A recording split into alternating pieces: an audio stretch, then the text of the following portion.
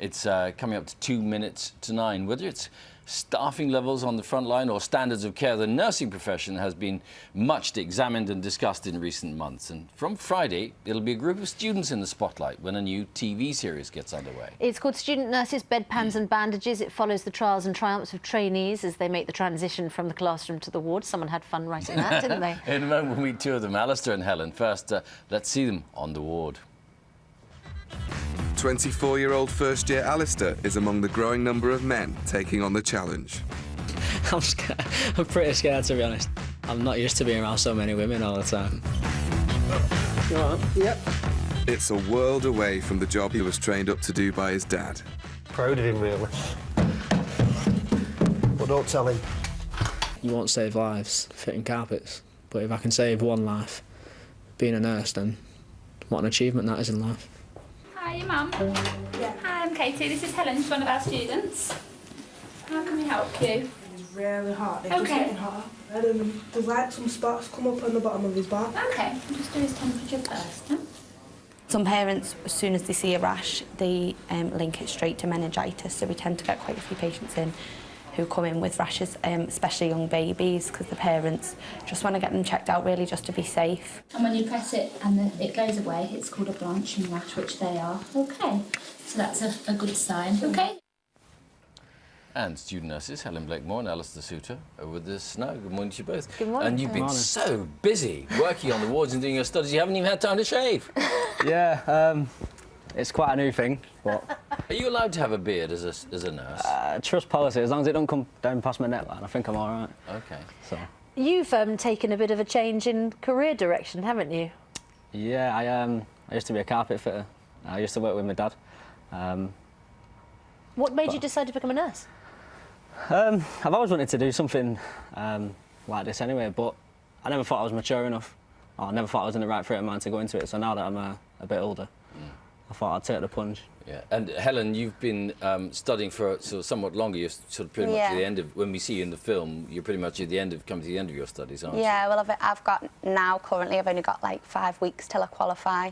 Yeah, and so it's really exciting. It's pretty full on, isn't it? Yeah, of course. The 3 years has been really full on, but at the end of the day, it's been worth it now, where I am. You've always wanted to be a children's nurse, haven't you? Ever since you were a child? Yeah, it's just something that I've always wanted to do. I've never wanted to be anything else, and I've always wanted to be a children's nurse. It's not like I've always just wanted to be a nurse. So there's wanting to be a nurse and there's actually doing the job. Has there been a big gap between what you thought it might be like and what it is? I was a bit worried, to be honest, about how the transition would be. But after the first day, I knew I'd made the right decision.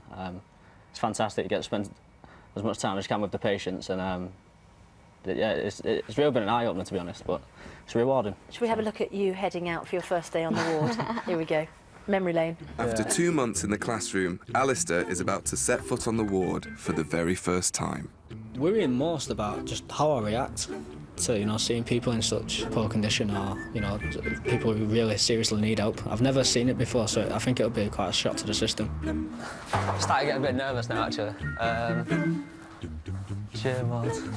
See, I think I've come wrong way. I think I've got to get in a lift down here. Can you just lean forward a little bit while we just get your T-shirt off up your back? There you go. There we go. Over your head. Yeah. That's it. I didn't want to do anything wrong, or, you know, I didn't want to hurt him.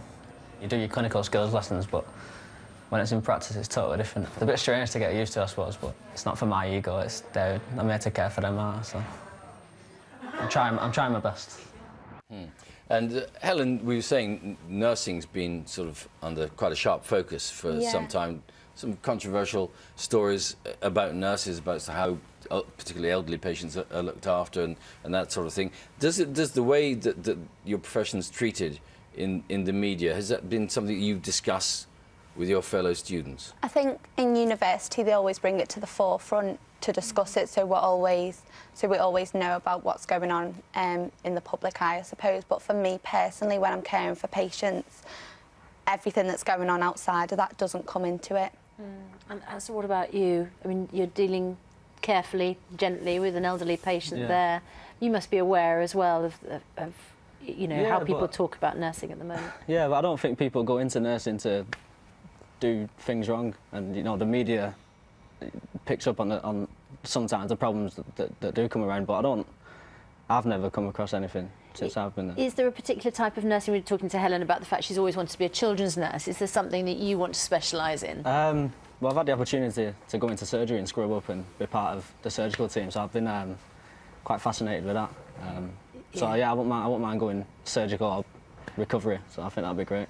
Well, good luck to you both. Thank you. Lovely talking to you. You can see Helen and Alistair in action on the wards when Student Nurses, Bedpans and Bandages starts this Friday night at 8 o'clock on ITV. Now, in a couple of minutes, we'll be joined by Roseanne Cash, eldest daughter of Johnny and, of course, famous country singer in her own right. First, though, Let's have a last quick look at what's happening where you are. We'll see you in just a moment.